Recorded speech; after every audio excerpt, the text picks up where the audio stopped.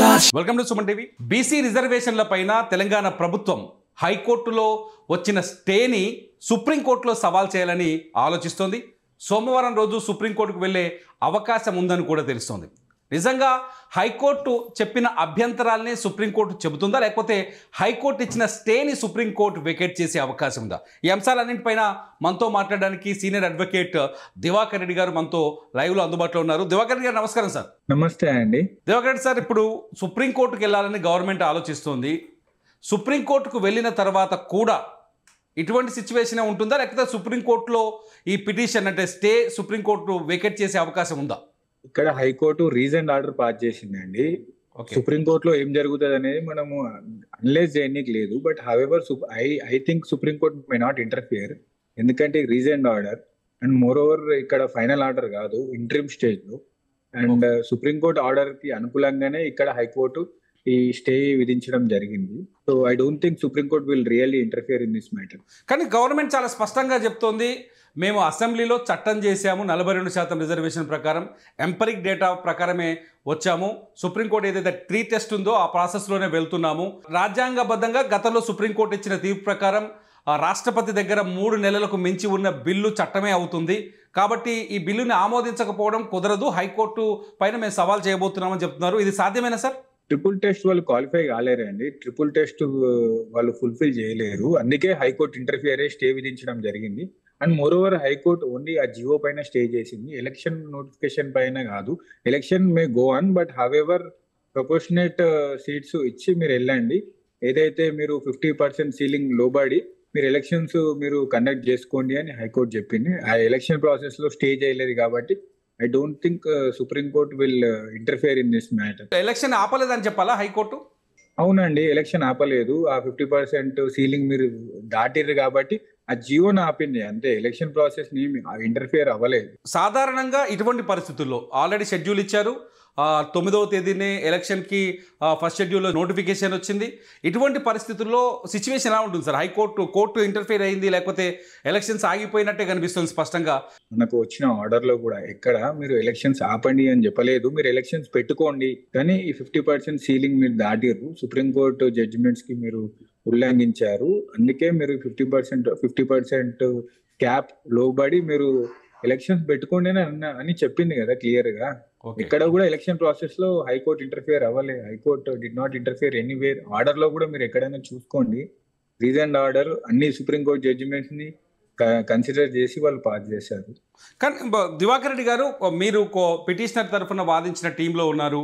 అసలు హైకోర్టు ముందు మీరు వాదించిన వాదనలు ఏంటి, అసలు కోర్టును ఎలా కన్విన్స్ చేశారు? పిటిషనర్స్ తరఫున బి మయూర్ రెడ్డి సీనియర్ న్యాయవాది గారు వాదించారు. సీనియర్ న్యాయవాది గారు వాదిస్తూ ఏమన్నారంటే, ఈ జియో అనేది అసలు ఇవ్వడానికి గవర్నమెంట్ కి అధికారం లేదు. ఆర్టికల్ 200 ప్రకారం గవర్నమెంట్ ఈస్ నాట్ కాంపిటెంట్. ఎందుకంటే ఈ జియో తీసుకొచ్చిన డేట్ నుండి గవర్నర్ కి మీరు పంపారు, గవర్నర్ దగ్గర పెండింగ్ లో ఉన్నది. ఏదైతే మీరు తమిళనాడు జడ్జిమెంట్ ని మీరు చూపిస్తూ డీమ్డ్ కన్సెంట్ వచ్చినట్టే, గవర్నర్ పెండింగ్ పెట్టుకున్నాడు కాబట్టి మేము జియో ఇవ్వడానికి మాకు అధికారం ఉంది అంటే, ఆ జియోలో ఎక్కడ కూడా మీరు ఆ డీమ్డ్ కన్సెంట్ గురించి చెప్పలేదు. మోర్ ఓవర్ నోటిఫై చేయలేదు. ఇది అంతా కూడా ఈ ప్రాసెస్ మీరు ఫాలో అవ్వలేరు. టైం లిమిట్ అయిపోకుండానే మీరు అలానే నోటిఫై చేయకుండా మీరు అధికారం లేకపోయినా మీరు ఈ జియో ఇచ్చారు. దాని మా కంటెన్షన్ సపోర్టెడ్ గా మేము సుప్రీంకోర్టు జడ్జిమెంట్ మేము రిలై అయ్యాము, state of Tamil Nadu judgement. Moreover అలానే ఈ ట్రిపుల్ టెస్ట్ మీరు క్వాలిఫై అవ్వలేరు, ట్రిపుల్ టెస్ట్ మీరు ఫుల్ఫిల్ చేయలేరు కాబట్టి ఈ హైకోర్టు దీన్ని స్టే విధించాలి అని చెప్పి మేము చెప్పడం జరిగింది. ఇక్కడ 2 పాయింట్లు కనిపిస్తుంది సార్. గతంలో సుప్రీంకోర్టు ఏం చెప్పింది, 50% సీలింగ్ దాటకూడదు అని ఒకటి చెప్పింది. అదే సుప్రీంకోర్టు ఒక జడ్జిమెంట్ ఇచ్చింది, రాష్ట్రపతి పరిధిలో కానీ గవర్నర్ పరిధిలో కానీ 3 నెలలకు మించి ఏదైనా బిల్లు ఉందనుకోండి, ఆ బిల్లు చట్టంగా మారినట్టే చెప్పింది. 2 సుప్రీంకోర్టు చెప్పిన మాటలే కదా. దీంట్లో అప్పుడు బీసీ రిజర్వేషన్ బిల్లు పాస్ అయినట్టే కదా? కాదండి, ఎందుకంటే ఈ బిల్ అనేది వచ్చి మనకు 1 మంత్ కాకముందే వీళ్ళు జియో ఇచ్చారు. బేసికలీ 1 మంత్ కాదండి, ఈ ప్రాసెస్ లో మొత్తం 5 months ప్రాసెస్ ఉంది. Para 255 supreme court judgement in state of Tamil Nadu, దాంట్లో ఏం చెప్తారంటే ఆ 5 months ప్రొసీజర్ అది. ఆ 5 months ప్రొసీజర్ తర్వాత కూడా మీరు గవర్నర్ యాక్ట్ చేయకపోతే అప్పుడు మీరు నోటిఫై చేయండి పాస్ అయినట్టు బిల్లు అని చెప్పి ప్రొసీజర్ ఉంది. వీళ్ళు ఎక్కడ నోటిఫై చేశారు, 5 నెలలు ఎక్కడ అయిపోయింది? ఈ ప్రాసెస్ అంతా 5 months ప్రొసీజర్ అండి. 1 month కూడా కాలేదు వీళ్ళు అంటే గవర్నర్ కి పంపి అంతకన్నా ముందే వీళ్ళు జియో ఇచ్చారు ఈ 42%.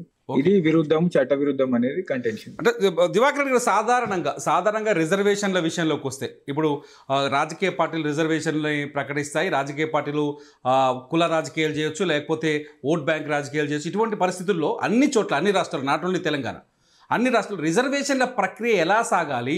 రిజర్వేషన్ల పైన ఏదైనా బిల్లు తీసుకురావాలంటే, లేకపోతే ఇటువంటి రిజర్వేషన్లు ప్రకటించాలంటే ఏం ప్రాసెస్ జరగాలి? 50% రిజర్వేషన్ మీరు ఉల్లంఘించి ఇంకా ఎక్కువ రిజర్వేషన్స్ మీరు ఇవ్వాలనుకుంటే రాష్ట్రంలో మీరు ఖచ్చితంగా పార్లమెంట్లో బిల్ చేసి పార్లమెంట్లో పాస్ అయిన తర్వాత 9th షెడ్యూల్లో ఆ చట్టాన్ని పెట్టుకుంటే దానికి జ్యుడిషియల్ రివ్యూ అని ఉంటుంది.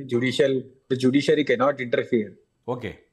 సో ఇప్పటికీ ఆ తమిళనాడులో అది చేశారు. ఇది ఒక దేశంలో ఒక తమిళనాడులో తప్పితే వేరే ఏ రాష్ట్రం కూడా అలాంటి చట్టం చేయలేదు. తమిళనాడు చట్టాన్ని కూడా ఇప్పుడు రివ్యూ పెండింగ్ ఉంది సుప్రీంకోర్టులో. సుప్రీంకోర్టులో అది ఇంకా పెండింగ్ ఉంది. సుప్రీంకోర్టు ఏమి ఇస్తుంది అనేది వేచి చూడాలా. But however so far Tamil Nadu is protected by way of 9th schedule. Okay. అంటే దివాకర్ రెడ్డి గారు, గతం అంటే తెలంగాణ ప్రభుత్వం కూడా ఏం చెప్తుందంటే, ఏదైతే పంచాయతీరాజ్ చట్టం 2018 ఉందో అందులో ఆర్టికల్ సెక్షన్ 285A ప్రకారం మేము ఆర్డినెన్స్ తీసుకొచ్చాము, గరిష్ట పరిమితిని తొలగిస్తూ ఆర్డినెన్స్ అమల్లో ఉంది కదా అని చెప్తుంది. అప్పుడు వీళ్ళకి రిజర్వేషన్ ఇచ్చే అవకాశం లేదా? ఆర్డినెన్స్ అనేది ఒక్కసారి అసెంబ్లీ సెషన్ స్టార్ట్ అయితే ఆర్డినెన్స్ వ్యాలిడిటీ ఉండదు. అసెంబ్లీ స్టార్ట్ అయింది, so where is the question of ordinance? కానీ 6 months వరకు ఉంటుంది అని చెప్తున్నారు గవర్నమెంట్ వాదిస్తుంది. 6 months వరకు ఉంటుందని. కాదండి, ఆర్డినెన్స్ అనేది మీకు అసెంబ్లీ స్టార్ట్ అవ్వకపోతే 6 months వ్యాలిడిటీ ఉంటది. ఓకే. కానీ అసెంబ్లీ స్టార్ట్ అయిన తర్వాత where is the question of ordinance అండి. Ordinance life expires immediately. Okay. So తప్పు. కానీ ఇప్పుడు గవర్నమెంట్ ఒకవేళ సుప్రీంకోర్టుకు వెళ్తే ఏమని సవాల్ చేసే అవకాశం ఉంటుంది? ఒకవేళ ఈ ప్యానెల్ కూడా సుప్రీంకోర్టులో వాదించాల్సి వస్తే ఎటువంటి వాదనలు వినించే అవకాశం ఉంది? సేమ్ కంటెన్షన్ రేజ్ చేస్తారండి సుప్రీంకోర్టులో కూడా. మేము అక్కడ హైకోర్టులో రేజ్ చేసినట్టు, అంటే వాళ్ళు చెప్తారు గవర్నమెంట్, మేము హైకోర్టులో చెప్పినాము, మేము కాంపిటెంట్ ఉన్నాము, స్టేట్ ఆఫ్ తమిళనాడు జడ్జిమెంట్ ప్రకారం మాకు డీమ్డ్ కన్సెంట్ వచ్చినట్టు, మేము కాంపిటెంట్, అంటే స్టేట్ గవర్నమెంట్ కి ఎక్స్క్లూజివ్ జ్యూరిడిక్షన్ ఉంది రిజర్వేషన్స్ ఇవ్వడానికి రాజ్యాంగంలో. సో మేము ఇచ్చాము. మా దాంట్లో మా స్టేట్ లో మేము ట్రిపుల్ టెస్ట్ మేము క్వాలిఫై అయ్యాము. మేము ఒక 1-man కమిషన్ అపాయింట్ చేసాము. కమిషన్ ఎంపరికల్ డేటా కండక్ట్ చేసిన తర్వాత ఒక డీటెయిల్డ్ రిపోర్ట్ ఇచ్చింది. ఆ రిపోర్ట్ ప్రకారం మేము మా state welfare state, since the state has got legislative competence, we can do our own job. Therefore we have issued GO number 9 for the welfare of BC people in the state అని చెప్తుంది. ఎందుకంటే since BC people are majority in our state, and since they are provided with only 23% reservation in the local body elections, more particularly in the gram panchayat and municipalities, therefore state is competent to issue new GO, and we have issued GOMS 9 invoking our powers from constitution అని చెప్తారు వాళ్ళు. Okay.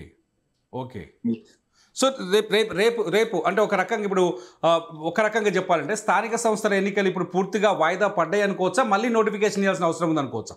Government conduct చేసుకోవచ్చండి. Court ఎక్కడ వాయిదా వేయలేదు. Okay. చెప్తున్నా, let me be very clear. Already రిజర్వేషన్లు ప్రకటించింది కదా GO number 9 ప్రకారం. అవును, మళ్ళీ కొత్త జియోతోని వాళ్ళు నోటిఫికేషన్ వెళ్ళొచ్చు. ఓకే. నోటిఫికేషన్ ఇచ్చుకోవచ్చు. Since high court has state GOMS 9, government is proceeding with election process with 50% cap అని చెప్పి వెళ్ళొచ్చు. వాళ్ళు 50% రిజర్వేషన్ క్యాప్ తో మేము వెళ్తున్నాము అని చెప్పి వాళ్ళు ఎలక్షన్ ప్రాసెస్ బిగిన్ చేసుకోవచ్చు. కోర్టు ఎక్కడ కూడా మీరు ఎలక్షన్స్ పెట్టకండి, ఎలక్షన్స్ కంప్లీట్ గా స్టే అని చెప్పలేదు కదండి. ఓకే. ఫైనల్గా దివాకర్ రెడ్డి గారు, ఈ 42% రిజర్వేషన్లు సాధ్యమవుతాయి అనుకుంటున్నారా తెలంగాణలో? అనుకుంటున్నారు అది సాధ్యమా కాదా అనే దానిపైన మనం ఒపీనియన్ ఎక్స్ప్రెస్ చేయలేము. Tomorrow it is possible if BJP led central government intent possible అవుతుంది కదండి. ఏముంది, వాళ్ళు అనుకుంటే పాసిబుల్ అవుతుంది.